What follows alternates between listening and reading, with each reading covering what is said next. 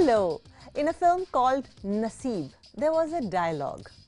पाल ले कोई रोग नादान जिंदगी के वास्ते सिर्फ सेहत के सहारे जिंदगी कटती नहीं. And the rogue that we all suffer from is good films and good cinema. I'm Atika Farooqui and welcome to this world where we celebrate good performances, good writing, great music. Let's start the show with the highlights. Dream Girl is an over-the-top comedy of errors and messy cross-connections that entertain but with cringe. Actor Aayushmann Khurrana talks about living the dream by giving some memorable performances. Bhediya, Stree and Bala director Amar Kaushik talks about that one film that changed his life. And Rahman takes a trip down memory lane and talks about composing music for Dil Se. Let's start with Dream Girl 2 that releases in cinema halls this week. Raj Chandelier, in his directorial debut back in 2019, had introduced audiences to Dream Girl, a film that had showcased his knack for tickling funny bones. Fast forward 3 years and he returns with Dream Girl 2, a sequel that amps up the volume on comedy. The movie begins with an extravagant Bollywood song, immediately setting the tone for a raucous ride.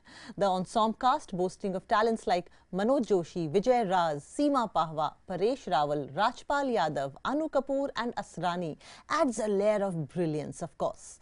Aayushmann Khurrana again steps into the shoes of Karam, while Ananya Panday takes on the role of Pari, the film's central characters. The story kicks off with a conflict triggered by the awkward revelation of Karam and Pari's love affair.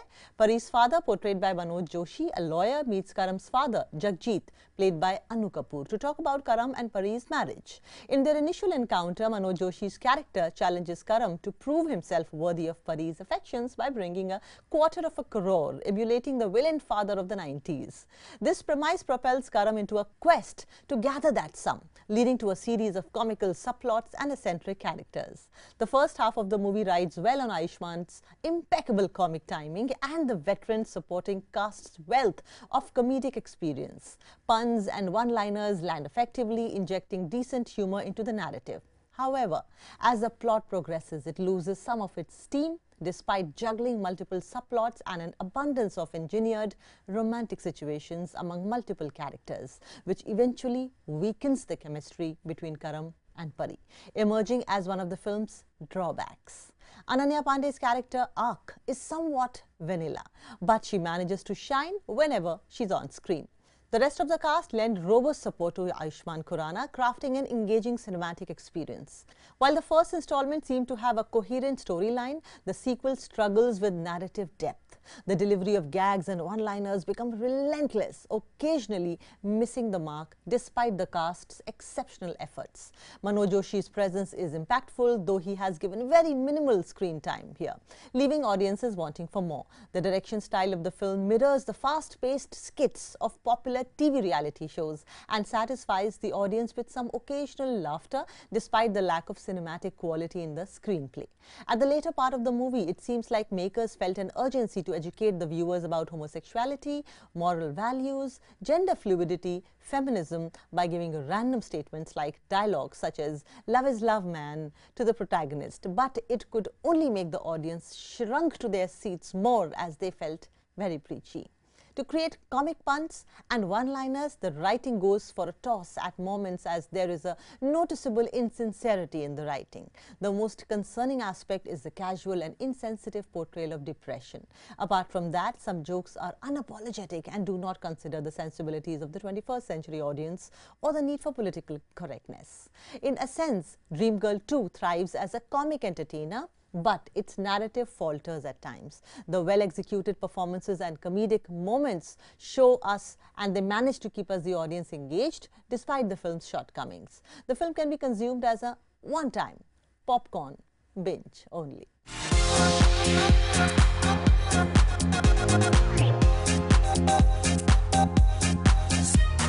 And now moving on to the dream boy, Aayushmann. Well, Aayushmann Khurrana is one of those actors who don't blink an eyelid before experimenting with the themes of his films or addressing an issue that's futuristic in nature. A part of that risk appetite is also a gift from his days in theatre. We chat up on a lazy afternoon and talk all things art, cinema and theatre, of course. तो कितने interviews हो गए आज? गिने नहीं मैंने पिछले 4 दिन से यही चल रहा है, लेकिन इतनी खूबसूरत जो इंट्रोडक्शन है आज तक नहीं सुनी। तो आप ही से सीखा है। अरे कमाल। खुद भी आप लिखते हैं, आपकी इनफैक्ट किताब मैंने ऑर्डर कर दी है, क्रैकिंग द कोड। तो वो मैं अब पढ़ना शुरू करूंगी। उस वक्त मेरे पास कोई फिल्म ही नहीं थी करने के लिए, इसलिए लिखी थी मैंने। अब साल में 3 फिल्में कर रहा हूँ, वक्त नहीं मिलता कुछ और लिखने का, लेकिन सच में इसलिए लिखी थी कि फिल्में तो अच्छी आ नहीं रही, किताब ही लिख लेते हैं। But that is also a good use of time, ना? That is also creative thing. बिल्कुल बिल्कुल। But ये जो आप बहुत सारे इंटरव्यूज दे रहे हैं, तो एक ही बात को 1000 बार कैसे कहते हैं, ये कला आप में आ गई? ये कला हर एक एक्टर में है, मुझे लगता है। जो एक एक्टिंग होती है फिल्म शूट करते हुए, दूसरी एक्टिंग होती है फिल्म प्रमोट करते हुए। तो वही अभी चल रहा है। हाँ। और मतलब एक बात तो 10 तरीके से बोलना, कैसे बोला जाता है, सवाल भी तो सेम ही होते हैं ना। एक तो करेक्ट। तो आपने जैसे अभी ये इंट्रोडक्शन किया है, वैसे सुनने को नहीं मिलती है। ये सवाल भी जो आपने पूछा, वो सवाल भी पहली बार किसी ने पूछा, तो ये मज़ा आएगा मुझे लग रहा है इसमें। बाहर एक बड़ा ऊंचा कद का आदमी दिखा मुझे, बॉडीगार्ड है आपका? जी। आपको किस आपदा से बचाता है वो आपदा कुछ नहीं होती, बस ये है कि कुछ लोग जैसे फोटोग्राफ्स मांग लेते हैं। हाँ। और दिन में अगर 50 इंटरव्यू करने हैं, हाँ। तो 50 की जगह 30 ही ना कर पाए, कहीं 50 हो जाने चाहिए। वो टाइम की पाबंदी होती, तो मैं खुद मना नहीं कर पाता। मैं मना नहीं कर पाऊंगा, तुम देख लो। तो वो बॉडीगार्ड ऐसे करता है। हाँ, उनको देख के लोग वेबसाइट पे अपने आप हो जाते हैं। अच्छा लगता होगा ना? जी। अच्छा, तो ऐसा अच्छे वाली बात नहीं, कभी कभी मैं बोलता रहने दो यार। हाँ, बट वक्त होता तो बिल्कुल फोटोग्राफ्स लीजिए, बात कीजिए, लेकिन जो वक्त ही नहीं है और जर्नलिस्ट वेट कर रहे हैं, हाँ, तो आई थिंक वो ठीक नहीं रहेगा। हाँ, तो वो बॉडीगार्ड भी कभी कभी गलत हेडलाइंस बनवा देते हैं। जी जी जी, वो नहीं बनने देनी है। Has there been a method to your career or it just happened like that? Because people call you, they give you names कि आप तो मीनिंगफुल सिनेमा के टॉर्च बियरर हैं और ये हैं, और I am sure it can't happen by your wish and will, ना?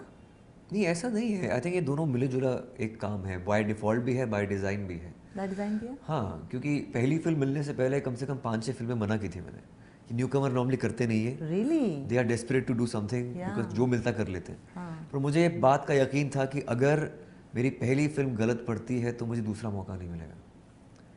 क्योंकि अगर आप बाहर से आते हैं इस इंडस्ट्री से नहीं, तो दूसरा मौका आपको कोई नहीं देगा।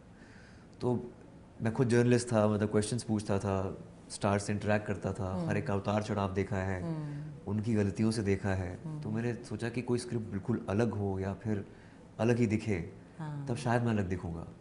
मैं रन ऑफ द मिल में, मुझे पता था शुरू से मैं अनकन्वेंशनल एक्टर हूँ और मुझे अनकन्वेंशनल चॉइसेस ही लेनी पड़ेंगी। तो उसके चलते ऐसा जॉनर बन गया जो शायद उसमें मैसेज होता था या कुछ क्वर्क होता था, किसी टैबू सब्जेक्ट को छेड़ते थे, और लोग एंटरटेन भी हो जाते थे, मैसेज भी घर ले जाते थे। तो हो गया वो। बट बहुत अच्छा हुआ, एंड ग्लैड कि हुआ। इंडस्ट्री को भी एक अलग पहचान चाहिए थी। बट यू नो, आप थिएटर बैकग्राउंड से हैं और थिएटर के बड़े किस्से होते हैं आयुष्मान। अब जैसे मेरे साथ कई बड़े अच्छे एक्टर्स थे जो बहुत अच्छे, हैंडसम, गुड लुकिंग, सब कुछ है, मतलब लड़कियां मरती हैं उनमें, लेकिन किसी प्ले में पेड़ बने। जी। आपकी कोई एक अच्छी सी थिएटर की स्टोरी? मैं स्टोरी बताता हूँ। देखो, ऐसा है कि ये मेरा एक संयोग रहा है कि एक खुशकिस्मत रही है कि मैंने कभी सेकंड लीड नहीं किया थिएटर में। क्या बात कर रहे हैं? कमाल हुआ है, बताता हूँ क्या हुआ था। मतलब पहले प्ले में क्या होगा, वो भी सेकंड लीड, उससे नीचे नहीं गया। हुआ ये कि मेरा दोस्त रोचक, मैं नया इंग्लिश ऑनर्स ज्वाइन किया था, तो रोज मैं पढ़ाई करते हुए ना, खिड़की से ऑडिटोरियम नजर आता था कॉलेज का। अच्छा। और मेरी नज़र हमेशा ऑडिटोरियम पे रहती थी। अच्छा, ये ढोलक जा रही है, अच्छा ये लोग ये कुर्ता पहनकर, कहीं चोला पहनकर जा रहे हैं, अच्छा अंदर आ गए, बाहर ठहाके लगा रहे हैं, गाना गा रहे हैं, नुक्कड़ नाटक कर रहे हैं।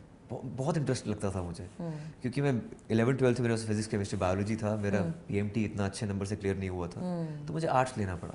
अच्छा। तो पापा की शर्त थी कि बेटा अब आप सिर्फ पढ़ाई पे ध्यान दोगे, आगे जाके IAS की तैयारी करो या फिर MBA करो, लेकिन अब आर्ट्स आपको अपने मतलब के सब्जेक्ट मिल गए, सिर्फ पढ़ाई करो, ठीक है। तो मना कर दिया सब कुछ करने से। तो मेरा मन थिएटर में था, तो गया उसके पास, रोचक के पास, कि देखो मेरा मन है थिएटर करने का, घर पे नहीं बताऊंगा, लेकिन प्लीज़ मेरी हेल्प कर दे, ऑडिशन या फिर अपने टीचर को, कोच को, जो हमारे डायरेक्टर हैं उनको ज़रा बता दो, मेरी सिफारिश कर दो। क्या ठीक है, ठीक, कोई बात नहीं। उनकी वर्कशॉप चल रही थी, स्टेज पे मुझे बुलाया कि हाँ, क्या मेरा दोस्त है, हाँ खड़ा करो सर। तो मुझे 3-4 डायलॉग दिए, और रोचक वो स्टेज पे मेरे साथ था, तो कहता रोचक तुम बोलो, हाँ वही उसको बोलने दो, ठीक है। और रोचक तुम बताओ क्या लाइन है, अब रिपीट करो आयुष्मान। रिपीट किया तो रोचक को बैक स्टेज भेज दिया, मुझे वो वाला रोल दे दिया। रोचक कहता मैं तेरा बेस्ट फ्रेंड हूँ, तेरी वजह से मुझे बैक स्टेज भेज दिया गया। तो रोचक तब से म्यूजिक संभालने लग गया हमारे प्लेस का, and he is a musician right now. तो हाँ, तो ये बहुत ही उसको अजीब लगता है कि यार मेरा रोल था, वो इसको मिल गया। भाई मुझे आपकी दोस्ती मंजूर नहीं है। नहीं, ये दोस्ती अभी तक मैं उसको एक्नॉलेज करता हूँ कि उसकी वजह से हुआ जो हुआ, नहीं तो मैं तो शायद किस्मत के धनी है आप। जी बिल्कुल, ये एक बात इसका मतलब है जी। हमारे जो डायरेक्टर साहब थे उनको नाम भूलने की आदत थी। तो हमारे थिएटर ग्रुप में एक आदमी था शमशीर, कहते थे अरे सुनो, अरे अरे अरे तलवार। मैं वही बोला, शमशीर की तलवार हो गई। अरे चाकू सुनो। थिएटर के किस्से। मैं जो भी फिल्में करता हूँ सीखने को मिलता है, चाहे मैं LGBT के लिए फिल्में की हैं, अभी तक सीख रहा हूँ। आर्टिकल 15 ने कास्टिज्म के ऊपर की है, इतना डीप रूटेड कास्टिज्म है, अभी तक सीख रहा हूँ, क्योंकि प्रिविलेज बैकग्राउंड से आपको पता नहीं चलता, पता नहीं होता। जब तक आप बीती नहीं होती तब तक आप समझ नहीं पाते हैं कि डिस्क्रिमिनेशन क्या होती है, आप नहीं समझ पाते हैं। वैसे ही नॉर्थ ईस्ट की डिस्क्रिमिनेशन मेरे सामने हुई है। हमारे थिएटर ग्रुप में एक्टर थे नॉर्थ ईस्ट से, गिटारिस्ट भी थे वो, उनके साथ होती थी, तो हमें तो बुरा लगता था। लेकिन जैसे मैंने बोला कि ये मैं देख चुका हूँ। आयुष्मान ने एक बहुत अच्छी बात कही थी, मैं कई जगह इसको कोट भी करते आई हूँ। उन्होंने बोला था कि एक्टर्स के सरनेम भी नहीं होने चाहिए। सही बात है, पता ही नहीं चलना चाहिए कि ये कौन सी जात का है, कौन से मजहब का है। होने चाहिए। मुझे याद है कि पहले जब मैं नया मुंबई आया था, तो मैं हाथ में लाल धागा बांधता था या कड़ा बांधता था, क्योंकि मैं लेकिन मुझे लगता है एक्टर की कोई ज़ात, कोई मज़हब नहीं होना चाहिए। वो इसलिए क्योंकि अगर आप कोई कैरेक्टर प्ले कर रहे हो ऑन स्क्रीन, आपका रियल लाइफ पर्सोना उस पर हावी होना ही नहीं चाहिए। वो एक क्लीन स्लेट है। All the best Ayushmann. Thank you so much, thank you so much, always pleasure talking to you. And up next we have Bhediya and Stree and Bala director Amar Kaushik talking about that one film that changed his life. He picked a 90s gem, a glorious musical directed by Ram Gopal Verma that he says had a big impact on him when he was young. He also explains what he learned from the movie, which he puts in his own use during his filmmaking process, when quizzed by my colleague Vishal Chatkara. रंगीला एक ऐसी film थी जो मैंने theatre में नहीं देखी थी, लेकिन उसने मुझे तब भी चेंज किया, क्योंकि उस समय मैं अरुणाचल प्रदेश में रहता था। तो ये फिल्म मैंने देखी थी जब मैं आई थिंक 13-14 साल ऐसा का होऊंगा, और उस समय मेरे अंदर फिल्म का एक जो बोलते हैं ना कीड़ा, जो होता है फिल्म का कीड़ा, वो शुरू हुआ था। हम लोग वहाँ पे अरुणाचल में एक फिल्म को 3-3 दिन में देखते थे, क्योंकि इलेक्ट्रिसिटी नहीं होती थी। तो वीडियो कैसेट लेके आते थे, हम लोग लगाते थे अपने VCR में, एंड देन लाइट चली जाती थी, तो वो पिक्चर आपके साथ बहुत दिन तक रहती थी। तो रंगीला पहले मैंने देखी, वहाँ पे एक वीडियो पार्लर था, वो लेके आते थे, और मैंने देखते ही मैं ऐसा हो गया कि ये क्या पिक्चर है यार, ये क्या है, ऐसा भी फिल्म बन सकती है, ऐसे भी दुनिया देख सकते हैं। क्योंकि उससे पहले आप अरुणाचल में रहे हो, आपने ज़्यादा दुनिया देखी नहीं है, एंड बॉम्बे जिस तरीके से उस फिल्म में दिखाया था, मेरे लिए ये था कि ऐसी नगरी भी होती है, ऐसी भी दुनिया होती है। आई थिंक उस समय मैंने ये फिल्म वैसी देखी थी जो रियल लोकेशंस में शूट हुई थी, बॉम्बे में। बॉम्बे एक समंदर दिखता था, मुझे कुछ पता नहीं था किसने डायरेक्ट करी है, क्या करी है, लेकिन मैं उस दुनिया में खो गया था उस फिल्म में। बेसिकली पिक्चर की कहानी बहुत ही ऐसी है कि जो हमने बहुत बार देखी है। एक मोहब्बत होती है एक लड़के को एक लड़की से, लड़की के एम्बिशंस बहुत होते हैं, वो एक डांस ग्रुप में कोरियोग्राफर के साथ डांसर होती है, एंड किस तरीके से उसको एक एक्टर मिलता है जो उसको एक लीडिंग फिल्म, बड़ी फिल्म के लिए ऑफर देता है, और कैसे वो हीरोइन बन जाती है उसकी, और वो जो लड़का जो उसको प्यार करता था अब उससे वो दूर होती जा रही है।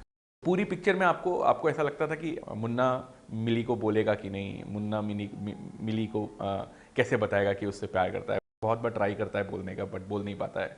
सडनली उसको लगता है कि मिली उसके हाथ से चली गई, उसको एक माया नगरी, एक बड़ी दुनिया में वो जा रही है और मायापुरी का उसको वो दिखाती है, मैगजीन दिखाती है या उसमें पोस्टर में होता है कि जैकी श्रॉफ और वो, और उस समय उसको लगता है ये लड़की मेरे से दूर हो चुकी है। इससे पहले आमिर सर को आपने जब भी देखा था, मुन्ना को आपने भी, इससे पहले जब भी आमिर को देखा था आपने, तो हमेशा एक चॉकलेट बॉय, गोरा चिट्टा, मेरी माँ बोलती थी नहाया धोया लड़का लगता है, एंड कट टू आपने उसको देखा एक मुन्ना के कैरेक्टर में। आज भी मैं कभी भी बॉम्बे में कहीं थिएटर पे जाता हूँ तो देखता हूँ मुन्ना दिख जाएगा, गेटी गैलेक्सी के बाहर देखता हूँ मुन्ना दिख जाएगा। मुन्ना के कैरेक्टर के अलावा भी और भी जितने भी कैरेक्टर्स हैं, जैसे मिली का कैरेक्टर, मुझे लगता है कि रामू जी जैसे श्रीदेवी को देखते थे, श्रीदेवी पूरी की पूरी उसमें उतर के आ गई थी, क्योंकि जिस तरीके से उसने एनर्जी दी थी फिल्म में, जिस तरीके से वो बात कर रही थी, जिस तरीके से वो दिख रही थी स्क्रीन पे, आपको लग रहा था कि ये एकदम she is not playing the character, she is living the character. Even आप पकिया को ले लो, पकिया का भी कैरेक्टर अगर आप फिल्म में देखें, उसका दोस्त बनाए, आपको अपना लगता था कि आपका कोई दोस्त हो तो पकिया जैसा हो। तो मिली का जो भाई था मोतीलाल, उसका कैरेक्टर देख लो, जैकी श्रॉफ, सब जितने भी एक से एक कैरेक्टर्स थे। इवन अगर आप देखें गुलशन ग्रोवर जी ने जो अपना डायरेक्टर का कैरेक्टर प्ले किया है स्टीवन कपूर, मतलब माइंड ब्लोइंग। जिस तरीके से कैप पहनते थे, आई थिंक कैनन लिखा होता था उनकी कैप पे, और वो कैप मैं भी ढूंढता था, मुझे लगता था वो हैट नहीं होती थी, वो कैप होती थी। पहली बार मुझे लगा कि ये कूल डायरेक्टर है, हैट नहीं पहनता है, कैप पहनता है। उनके जो प्रोड्यूसर थे अफ्तार गिल जी, और जिस तरीके से वो बोलते थे कि पिक्चर का पहला प्रिंट गर्मा गर्म तैयार हुआ है। आज भी हम लोग जब पिक्चर रेडी होती है हमारी, तो हम बोलते हैं पिक्चर गर्मा गर्म तैयार हुई है।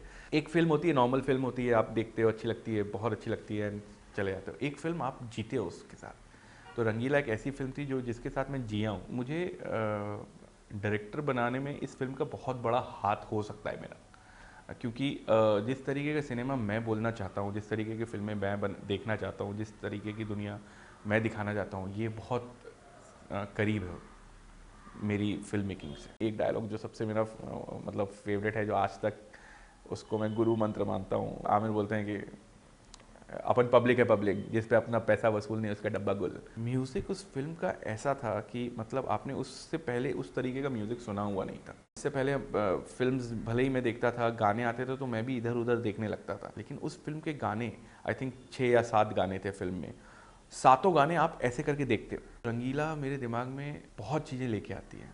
सबसे पहले वो मेरे दिमाग में लेके आती है कि किस तरीके से आपको अपने कैरेक्टर्स बनाने चाहिए। इसके अलावा जहाँ पे भी आप शूट कर रहे हैं, जहाँ जिस भी लोकेशन की आप बात करें, जिस भी शहर की आप बात कर रहे हैं, वो शहर में पहुँचाना बहुत इंपॉर्टेंट है ऑडियंस को। तो जैसे मेरे लिए वो film Mumbai, Rangeela is Bombay for me. Versova beach में आज भी मैं जाता हूँ तो मुझे रंगीला के दिखता है कि यहाँ पे खड़े होकर शूट किया था। तो मैं भी जो भी चाहता हूँ कि जब मैं भी फिल्म बनाऊँ या बना रहा हूँ, जो भी उसमें उस शहर की खुशबू आए। आज जब भी सर्व करो, जब भी कुछ आगे आप चैनल बढ़ाओ, जैसे ही रंगीला आती है तो मेरा रिमोट आगे बढ़ता नहीं है, वहीं पे ऐसे मैं छोड़ देता हूँ, सिर्फ उसको देखता हूँ। रंगीला का वो पावर है कि आपको आगे बढ़ने नहीं देता है। Time for a short break on the show. When we come back, we have the Mozart of Madras, A.R. Rahman, talking about composing music for Dil Se as that film completes 25 years. दिल तो आखिर दिल है ना, छोटी सी मुश्किल है ना, पिया पिया जिया जिया. Oh, he was such a relief, especially in the lockdown. Just listening to his music was therapy, है ना?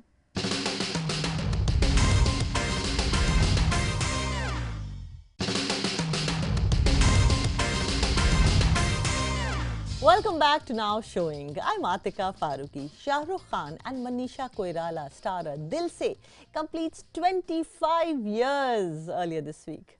This Mani Ratnam directorial was released on 21st August 1998 and got the world grooving to its soundtrack. Chale chaiya chaiya chaiya chaiya chale chaiya chaiya chaiya. And up next we have film's music director A.R. Rahman talking about composing music for this film, and he's in conversation with my colleague Vishal Chatkara. Listen in. Dil Se soundtrack is like that textbook that each time when you read it you find something new. I might be late to the party, but I discovered something very new recently when I was listening to the album of Dil Se. The song Satrangi Ray talks about the 7 stages of love, which actually, if you see, it encapsulates the film story and the journey of Amar, the character played by Shah Rukh Khan. How that song came into being and with such a deeper meaning. I read somewhere that it has some influence of Arabic culture. No, actually, what happened was, I think we finished Bombay, and then Maniji Iruvar also, I think. And so Maniji once he came and he said like, "What is the next story?" I said, "I won't tell you the story." I said, "Why, sir?" "I'm just going to give you a hint. Write a song about 7 stages of love." And then he said, he showed like, attraction, seduction, death, and birth, and everything. Infatuation. Infatuation, yeah. So he gave that stuff, and I like freaked out. I said, "This is so cool." Yeah. I mean, this, you're not limited by who's acting in it, who's writing it, and it's like giving a whole space. So you've given me freedom to interpret, and I thought it's going to take ages to write that song, but it was written like in 1 hour. So I found this like rhythm pattern of a guitar, and then when that happened, I just started. I mean, there were like in most 10 stages in it, which I chopped it and put it as a 7th stage because it ends as a death thing. Like when he. You always have said that visual inspires you a lot. I want to ask you: have you recently, or in your 30-year-long journey, where you watched a movie, which you're just watching it to enjoy, and you find a scene where that inspired you to compose a song? Delhi 6. I watched the movie. I was scoring it, and there was one song left. He said, when they're driving the car, I want a song. It's a bit song. So that bit song was actually Rainatu. Oh. So I said, there's no song. The movie talks about I'll accept you the way you are.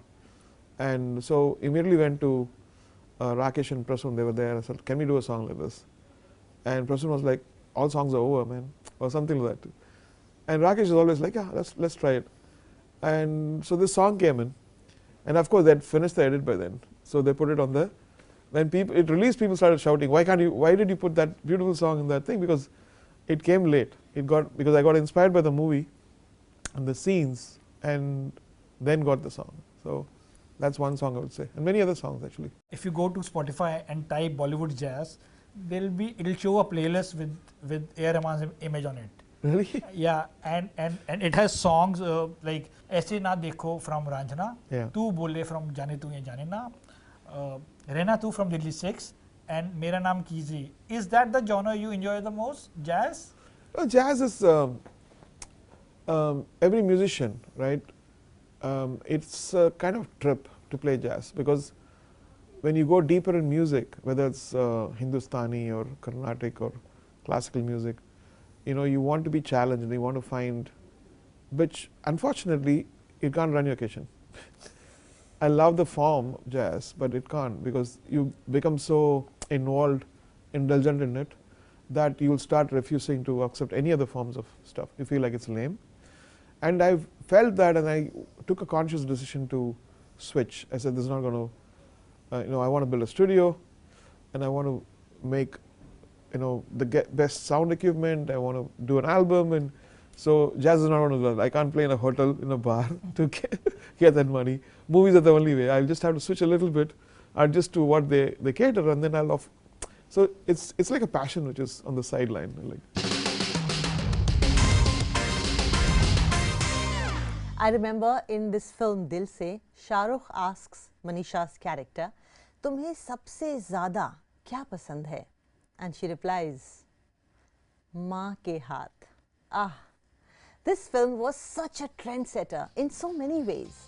The music, the dialogues, and the romance, and the climax. Mani Ratnam sir, thank you. With this, we come to the end of Now Showing. We see you in the next episode. I'm Atika Farooqui saying goodbye.